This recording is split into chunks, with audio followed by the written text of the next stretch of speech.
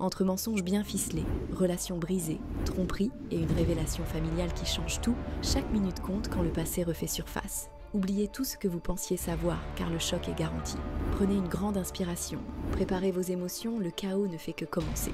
Tout commence avec Kayla, qui admet avoir trompé son mari à plusieurs reprises, mais insiste sur le fait que Savannah est bien la fille d'Albert, espérant que les résultats ADN restaureront la confiance dans leur couple.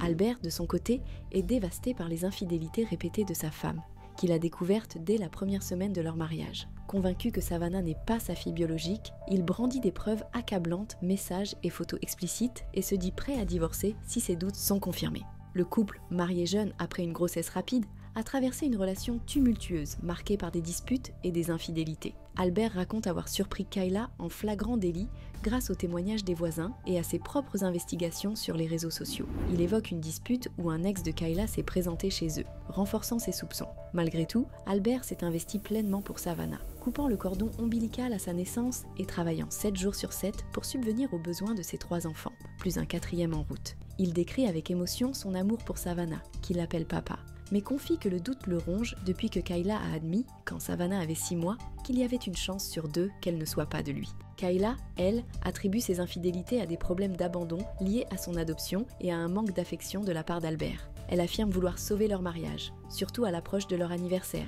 mais ses explications sont mises à mal par les preuves d'Albert. Des messages où elle évoque son corps nu à un ex, des photos explicites échangées le jour de la Saint-Valentin, et même des textos avec un autre homme.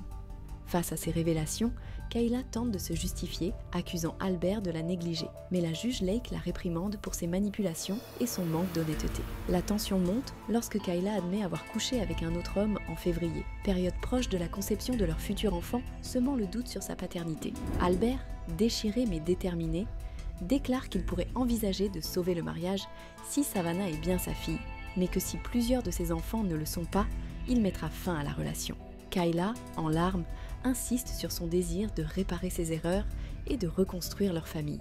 Le verdict ADN est tombé. Chargé de révélations inattendues, Albert est bien le père de Savannah. La salle éclate en applaudissements et Kayla exprime son soulagement, soulignant qu'Albert est un père exceptionnel. Mais l'affaire ne s'arrête pas là. Dans les coulisses, la juge Lake révèle les résultats pour les autres enfants. Albert est également le père de Nathalie, de Drew et du bébé à naître, malgré l'aveu d'infidélité de Kayla en février. Soulagé mais marqué par la douleur, Albert voit ses doutes apaisés, tandis que Kayla est exhortée à changer pour le bien de leur famille. L'audience se clôt sur une note d'espoir prudent, laissant le couple face au défi de reconstruire leur confiance. Et ce n'est que le début, puisque l'affaire suivante touche à une affaire plus grave. Nathaniel Webb, soutenu par sa petite amie Aubriana, affirme avec ferveur qu'il n'est pas le père de l'enfant, jurant n'avoir jamais couché avec Tasha Cole, la défendresse. Il accuse Tasha d'être une menteuse compulsive, obsédée par lui, et promet des preuves choquantes pour étayer son cas.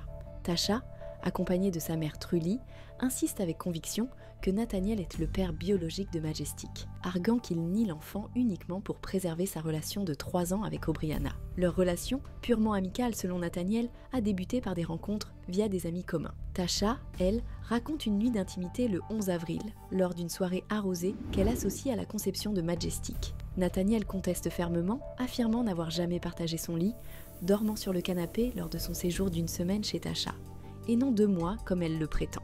Les accusations fusent, Tasha reproche à Nathaniel d'avoir été hébergé par sa famille, profitant de leur hospitalité, tandis qu'Aubriana défend la fidélité de Nathaniel, qu'elle connaît depuis 7 ans. La tension monte lorsque Tasha admet avoir eu un autre partenaire 1 mois avant, en mai, mais soutient que le changement de sa date d'accouchement, avancée de février à janvier, pointe vers Nathaniel comme père. Les preuves s'accumulent, semant le doute. Des messages montrent Tasha informant Nathaniel de sa grossesse, mais il affirme qu'elle n'a jamais été claire, passant de sous-entendus à des accusations directes après la naissance de Majestic. Dans un texto, Tasha admet qu'il pourrait s'agir de Nathaniel ou d'un autre gars, renforçant les doutes de ce dernier. Elle insiste pourtant sur la ressemblance de Majestic avec Nathaniel, tandis qu'Aubriana et lui rejettent amende cette idée, pointant la différence de couleur de peau.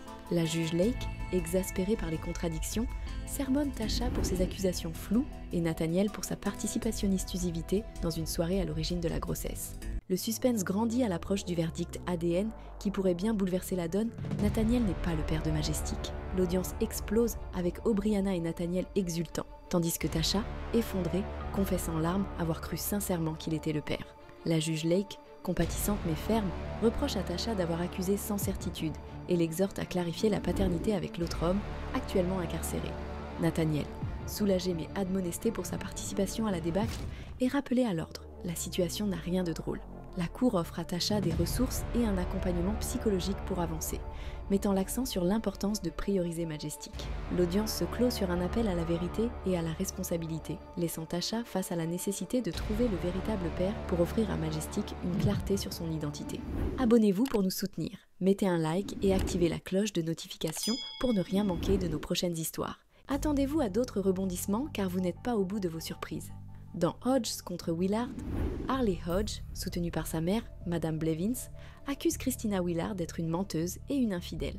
Convaincu qu'il n'est pas le père biologique de Lillian, il affirme avoir surpris Christina avec plusieurs hommes, dont un caché dans la chambre de sa mère, et révèle qu'elle était déjà mariée à un autre homme lorsqu'ils se sont fiancés, un secret qu'il ignorait. Christina, accompagnée de sa propre mère, Madame Champion, maintient avec une certitude absolue que Harley est le père de Lillian et rejette les accusations de tromperie. Leur relation, née après que Christina a consolé Harley suite à une déception amoureuse, a rapidement évolué vers des fiançailles, mais a été entachée par des doutes et des trahisons. Harley raconte avoir découvert un homme caché dans la chambre de la mère de Christina, un incident qu'elle justifie en disant vouloir éviter une dispute, connaissant le tempérament de Harley.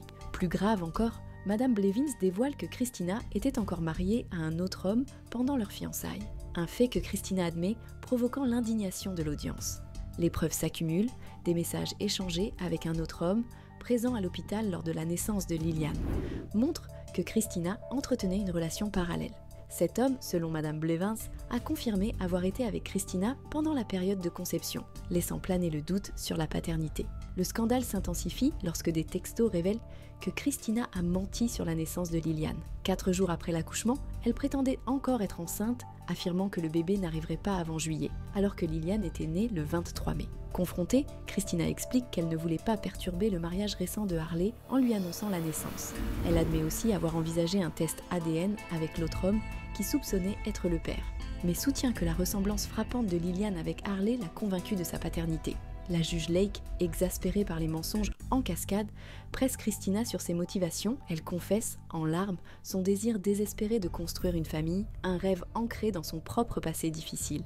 Harley, malgré sa douleur et son sentiment de trahison, avoue s'être attachée à Lillian, qu'il a vue régulièrement depuis sa naissance. Sa mère, émue, exprime son souhait de savoir si Lillian est sa petite fille, sans rancune envers Christina. Le verdict ADN promet des réponses. Sans pour autant dissiper toutes les incertitudes, Harley est bien le père de Lillian. Le soulagement envahit la salle et Christina, bouleversée, reçoit les félicitations de la juge pour avoir fini par dire la vérité. Dans une démarche bienveillante, la cour offre à Harley et Christina des cours pour obtenir leur GED, soulignant l'importance de l'éducation pour l'avenir de Lillian.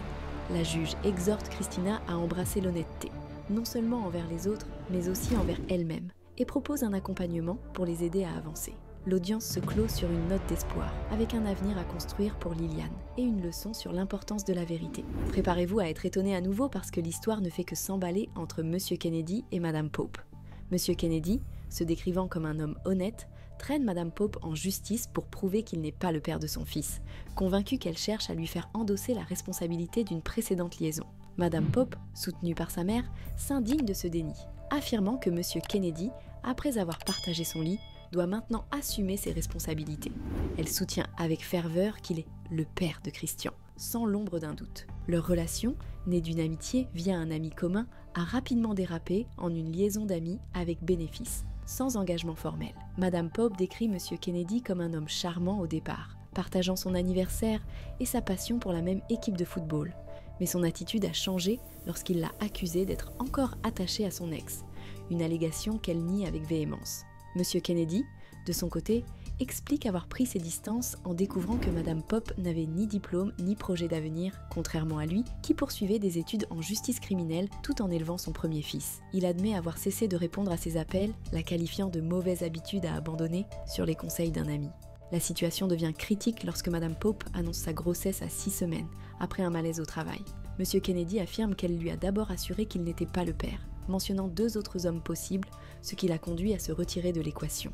Pourtant, après la naissance de Christian, Madame Pope le contacte via Facebook, envoyant une photo du bébé qu'elle dit être son portrait craché. Monsieur Kennedy, sceptique, se rend à l'hôpital pour voir Christian. cherchant des ressemblances, mais reste hanté par le doute, surtout après avoir appris que Madame Pope fréquentait une autre femme enceinte de lui à la même période, un secret qu'il lui avait caché. Madame Pope, blessée, confie s'être sentie comme une simple option dans la vie de Monsieur Kennedy, utilisée alors qu'il menait une double vie. Elle avoue avoir entretenu des relations avec 2 autres hommes, mais insiste sur le fait que Christian est bien le fils de Monsieur Kennedy. La juge Lake, exaspérée par les non-dits des 2 côtés, souligne les complications des relations sans engagement, admonestant les jeunes sur les dangers des liaisons multiples.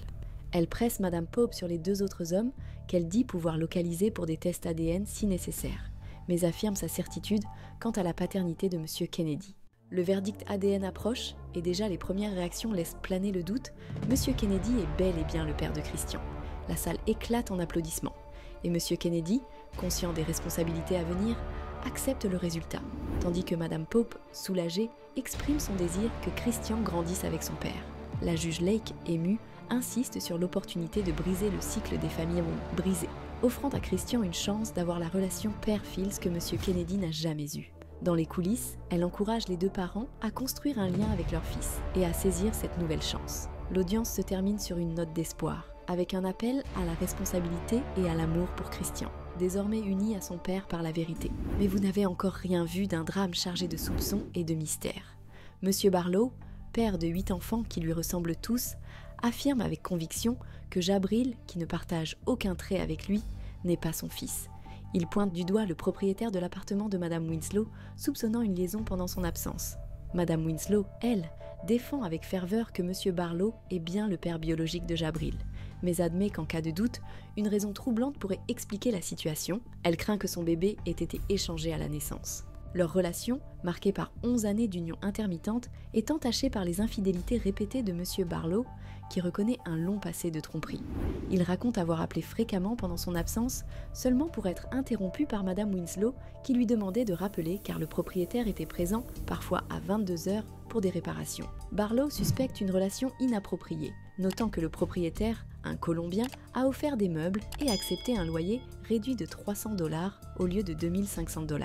Ce que Madame Winslow attribue à sa compassion pour sa situation de mère célibataire avec 3 enfants. Elle nie toute infidélité, accusant Barlow de projeter ses propres insécurités, amplifiées lorsqu'il a découvert que le propriétaire était jeune, et non un vieil homme comme il l'imaginait.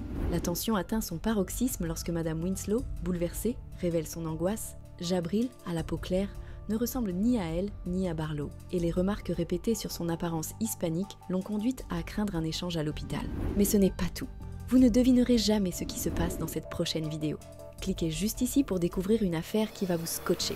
Si cette vidéo vous a plu, abonnez-vous pour nous soutenir, mettez un like et